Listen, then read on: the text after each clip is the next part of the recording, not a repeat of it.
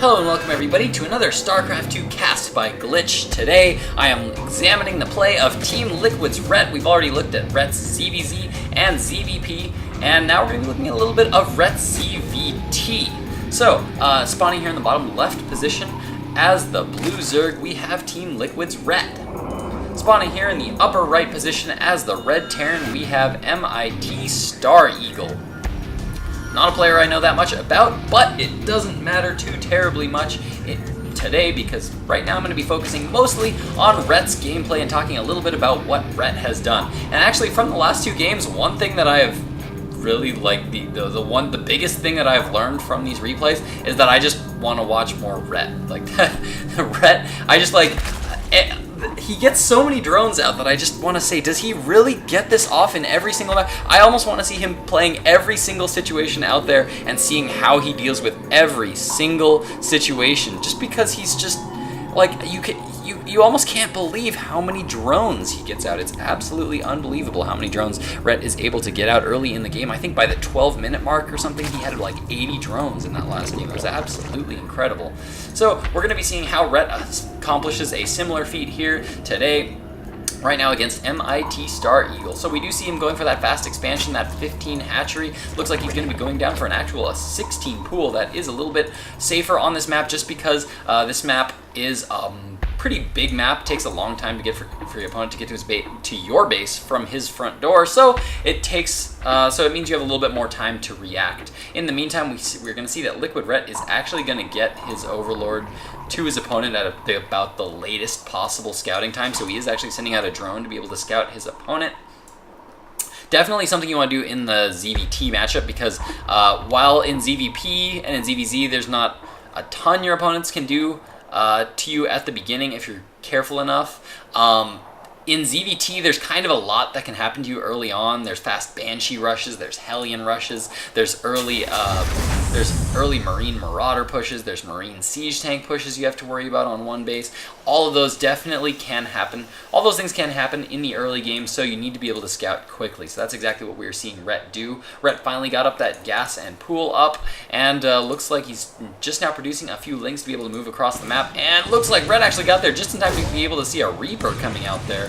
I'm not going to worry about this too much, just because Reapers generally not too much. You're not going to see Ret drastically change the way he plays just because there's one Reaper on the map. It's generally not what's going to happen. One Reaper is generally not a whole lot to be worried about. There is an expansion here going down, and even if Ret actually did see that go down. Even if he didn't see it go down, he saw the SCV coming out, so he can bet that command center is probably going down right now. So how are we going to see Ret react? Yeah, that's right, you guessed it. More drones for Ret. Ret getting up as many drones as he can. Let's check out that Harvester tab right now, 21 to 20 right now, but he does have out his 2 queens right now, I think. Yeah, there we go. 2 queens are out, currently keeping them in good positions while, as long as his opponent is got that Reaper out on the map, putting his queens in good positions just in case a Reaper decides to jump up this ramp or jump up over on this side. Definitely, not that side, he can't jump up from there, but maybe right here. I don't know why actually this queen's actually a little far out. Maybe he's worried that the Reaper would actually come out around this way. Not entirely sure about that, but as long as they're not injecting, he's keeping his queens out on the edges of his map to prevent those Reapers from coming and dealing too much damage. 2 Reapers actually coming across the field right now, and I'm actually hoping we don't see too many more because I don't want to see too many things that Ret does when he sees Reapers, because that's generally a pretty specific case that you don't get commonly. More queens being created right now for Ret. Definitely a good move, something you want to make. And he's actually never stopped mining gas. That's one thing to note. He did not stop mining gas at all, and he's getting that layer tech up quickly. Why? Well, I don't think he actually knows a whole lot about what his opponent is doing at present. He didn't see any factories going down yet. If we see his opponent's base, we can actually see that a Hellion is now coming down. Blue Flame not being researched yet, but we might see that getting started soon here. But he knows that his opponent, he's defended off these Reapers. His opponent isn't going to have a whole lot of Marines early up right now. And he will have sunk a little bit of resources into getting those Reapers out, so that because he already spent about 50 gas on getting those 2 Reapers out, 50 gas per Reaper, so 100 gas total. He knows that there's not going to be a super fast factory either. That can also be crossed off the list. And so now he's just focusing on getting his tech up and lots of drones up. 37 drones to 28 SCVs right now. So Rhett actually in a very, very good position in terms of economy. His opponent is now going to be going for a Blue Flame Hellion, it looks like. And we're now seeing, yeah, we're going to see some heavy Blue Flame Hellion here from StarEagle, as he is now getting a reactor factory as well as that tech lab factory, which is researching that Blue Flame. Going to be taking a little bit of map control there with those Hellions. Already has his Reapers now sitting back on the Xel'Naga towers, keeping them alive. Definitely good, definitely smart play from StarEagle there. In the meantime, we're seeing a Baneling Nest go down here for Rhett, so it looks like Rhett is going to be going for Zergling Baneling Muta against his opponent. That is something that is very, very common for Rhett to do. I've seen Rhett do this almost exclusively. I don't think I've ever seen him go for anything but that in this matchup. And of course, it's a very, very solid style of play. It requires a lot of scouting, but mostly one thing I just want to point out is how many drones he's still continuing to get. Still doesn't have a whole lot of information on his opponent, has Overlords in good position, but generally not too many units currently out on the field right now for Red. If we check out the unit counting station, we can see he's got 13 Zerglings out on the field right now, be able to deal with these Hellions just fine, continuing to just produce a lot of drones. Holy cow, 49 Harvesters, 50 Harvesters to 36 of StarEagle right now, still producing drones, getting up a Spire right now, so he's going to be able to start getting up those Mutalisks, throwing down his other two gas geysers. Looks like he's going to be mining quite a bit of gas there, able to deal with this Hellion threat quite nicely actually here, just because he's really making use of the fact that there are just a couple of narrow corridors here that really aren't the best for Hellions, because they can't really get a whole lot of maneuverability in there, and it's really easy to surround with Zerglings. By keeping these Zerglings up here, they are also going to be destroying destructible rocks, as well as creating a nice little backing, a little bit of a wall. If he's got Zerglings here and Zerglings here, he can trap Hellions in the middle. Definitely good smart play there by Rhett. Looks like he's going to be gearing up to take his third pretty soon, as his hatcheries are now both very, very well saturated. We currently have 60 Harvesters on 2 base. This is actually something that I'm seeing Rhett start to do a lot. He actually does this a lot. He gets up a lot of Harvesters on just 2 base, and then he expands and instantly saturates to 3 base, rather than get up a quick third and then start droning it up next. So this is an interesting style of play here from Rhett. Rhett now getting down another macro hatchery. This is something we also saw him do in the ZVP matchup. Looks like he's going to have a queen out here that is going to go down here pretty soon. Lots of Blue Flame Hellions coming in, but the Mutalisks are now out on the field. How much damage is he going to be able to deal with these Hellions? Looks like Rhett's going to be able to defend off all of those just fine. There is one Viking currently on the field picking off Overlords. In the base of StarEagle, we do now see missile turrets going down here for StarEagle. Got a couple going down there in the natural. Looks like a couple have gone down in the main. Definitely smart play. Mutalisks can... Zergler's starting to be a little less afraid of missile turrets these days, just because a good pack of Mutalisks can pretty quickly take out one missile turret, so you generally need at least 2 missile turrets now up against Zergs. You don't want to get too much more than that, just because it'll really start to cut into the rest of your production. But we now see StarEagle transitioning into something a little more standard. We got Marines on the way, no Siege Tanks on the way yet. Siege Tank not yet up, but we do see Thors coming out on the way to be able to deal with these Mutalisks. And then I'm almost positive StarEagle will most likely transition into Siege Tanks after you get up a couple of Thors to be able to deal with these Mutalisks here. Rhett just now getting a third up. Here comes the big, massive drone transfer. Let's check out that Harvester count, the oh-so-important tab when you're watching LiquidRet. And we can see 67 Harvesters to 51 right now. That's actually a little bit light for Rhett. I think he actually lost quite a few Harvesters. Looks like he's lost about 9 Harvesters to StarEagle. But wouldn't be surprised to see more Harvesters go down, just because 67 not going to be what Rhett is going to want to be at 3 bases, just because Rhett really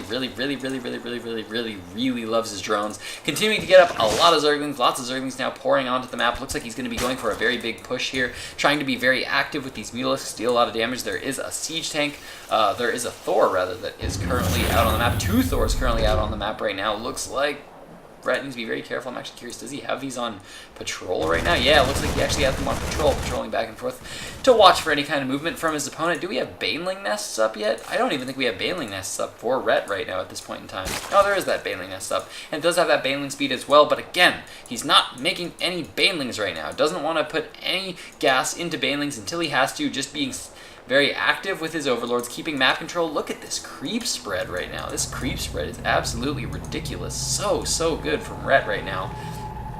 And continuing to just macro up a ton of lings. Looks like he's going to be going for a big push here around the 13-minute mark. And holy cow, that is so many banelings now coming in. 51 banelings, 55 banelings coming in from Rhett. I honestly do not think this is a standard game here, ladies and gentlemen, for this matchup. Might not be the most exemplary view of Rhett's style of play, because that is a lot of banelings. Holy cow, his opponent has no siege tanks, so this could actually do quite well. Siege tanks now starting to come out for StarEagle, but these siege tanks are pretty late here. Normally Terran at this point in the game can have a lot more siege tanks up than this, but it's been so delayed by those Thors. We just have tons of banelings currently moving across the map.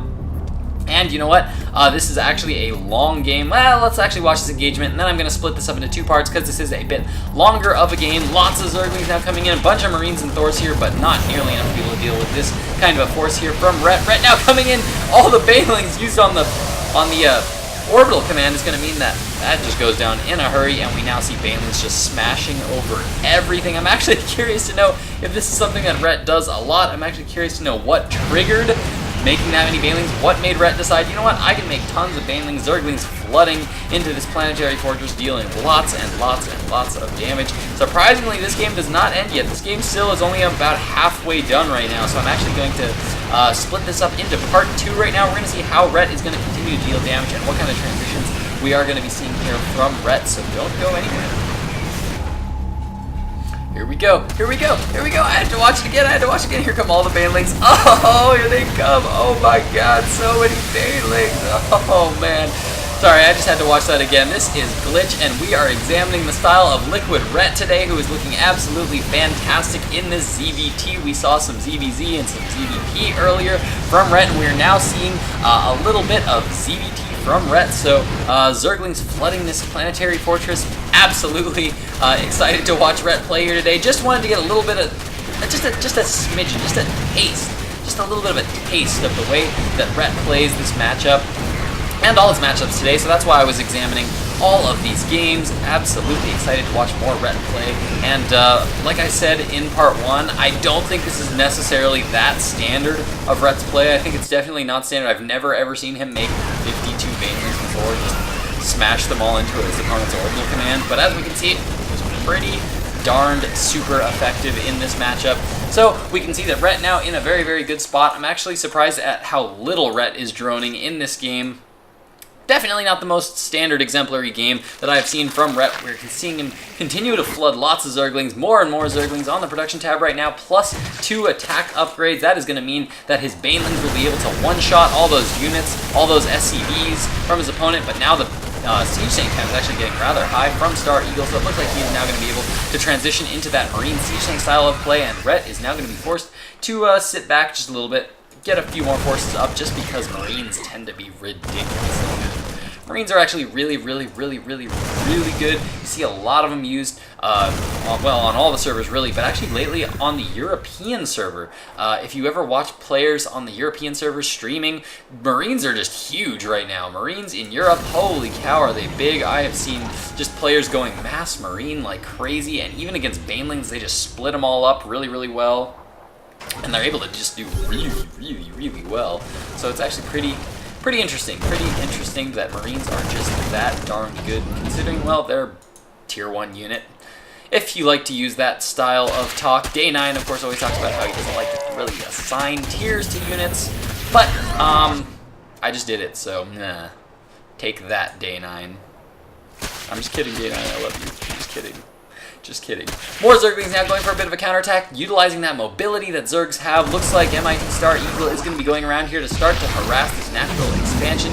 Unit's going to be lifted up onto the high ground. Siege tanks sieged up on the low ground. Going to be start firing from that low ground. Looks like Rhett is going to be forced to pull all his units from that position. In the meantime, Zerglings going all around, not able to deal too much damage here. Looks like he's going to be pulling back to try to deal with this big push that's coming at his natural. Doesn't want to lose these hatcheries. These hatcheries are now being focused down by these siege tanks, as well as these Marines. They're actually kind of dividing up their fire right now. They could be focusing in on one. But here come a ton of Lings here from Rhett. Looks like he's going to be able to clean this up there, all going down. Those siege tanks being taken down, Lings being split up there by Rhett, and Rhett in a fantastic position right now, flooding so many Zerglings currently on the field right now for Rhett. If we check out that harvester count, we can see that Rhett is currently sitting at 65 to 36 harvesters. Like I said, I am really curious to see some more games to see whether Rhett is just really, is this something that Rhett always does in ZVT? Does he always sit back with about 65 harvesters and just flood with Lings and just do this every single matchup? I'm not entirely sure. I think in this game it was due most likely to the fact that he saw his opponent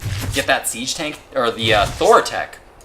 He knew that his opponent got that Thor tech, so he knew the siege tank tech would be delayed, so he just flooded with Lings and Banelings really, really fast and knew his opponent wouldn't really have anything to be able to deal with Banelings, and as we can see, that he was pretty much right as he took out this expansion quite quickly. His opponent is now only on 2 bases. His main is getting a little mined out there. On the Harvester tab right now, we can see he's still up 63 to 38 Harvesters, and now just taking bases like crazy. Now that he's feeling pretty confident that he just cleaned up that push. Infestors now out on the field. Hive tech coming up as well.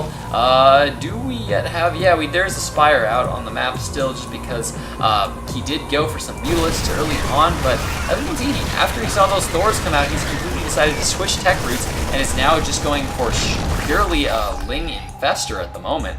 Ling and Banelings, of course. Of course, gotta get dem Banelings. Drops now coming down everywhere for StarEagle. Oh, will it get picked up? No, did not get fungal growth by those Infestors. It did manage to get away.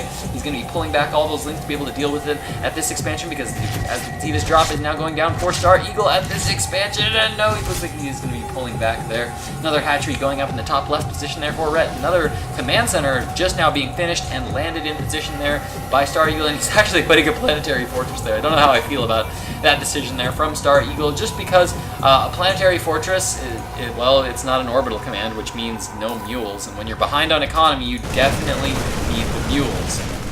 So, not 100% sure about that play there from StarEagle, but in the meantime, holy cow, that is a lot of Lings, Banelings, and Infestors coming down for Rhett right now. Looks like this is the way he deals with standard Marine Siege Tank play. Doesn't go for that Muta play. I have seen Rhett go a lot for that Muta play, Muta Ling Baneling play, but it looks like for this game in particular, Rhett is going to be going for Lings, Infestors, and Banelings as the name of the game. Definitely going to be a strong composition that I think might actually take his opponent by surprise a little bit here.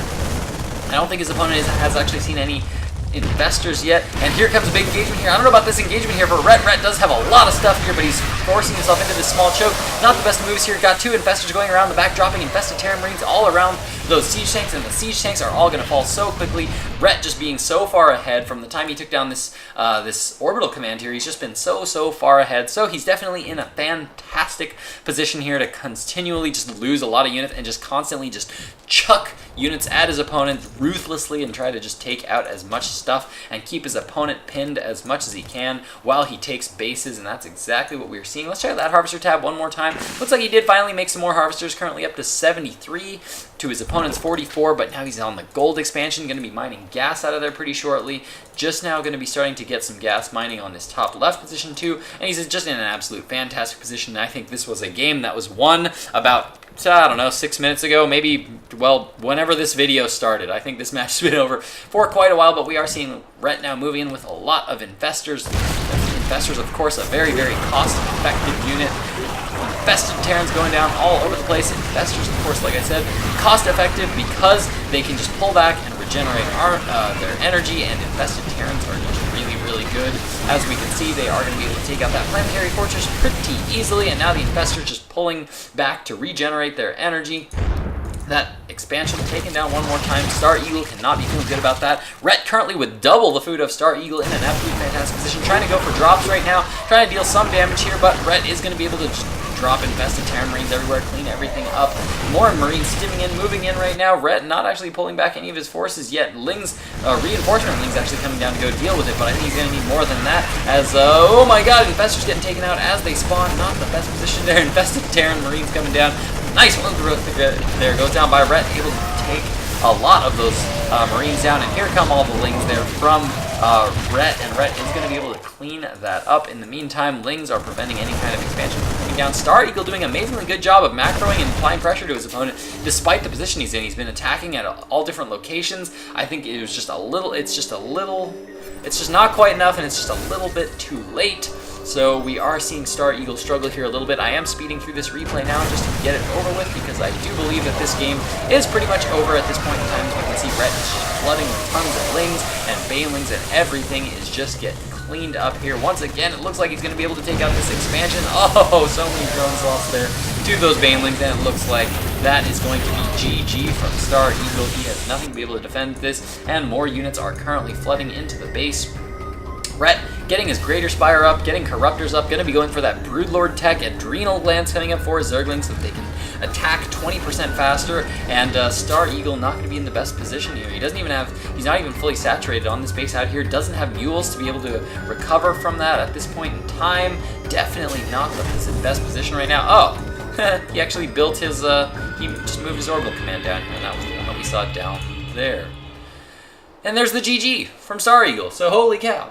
Ret actually won that one surprisingly easy. I'm actually going to look for more Ret games. I'm going to cast another one this week just because I want to see another ZVT from LiquidRet. But that is going to be it for me today because I've already been casting here for a little while. I've actually recasted a couple of these games because I first did them as kind of a strictly analysis game where I was only going from the vision of LiquidRet. I don't know if you guys are actually interested in seeing that. If you guys are actually interested in seeing games where I just watch and cast a game from one perspective and talk about what they're doing from one perspective so that we can just see what one player is doing the whole time, let me know, because that's something I've been toying with, and I actually started today doing that, but then I decided I kind of want to be able to talk about what the opponent is doing just a tad too. So let me know what you would think about that. In the meantime, do all the good commenting and all the subscribing and all that good stuff, and that is going to do it for me, you guys. So thank you so much for watching. Big heart to you guys for watching. I have no live casts and no live tournaments that I'm doing this week, so I'm going to be devoting all my time strictly to you guys on YouTube because I heart you guys ever so much. Thanks again for watching, you guys, and Glitch out.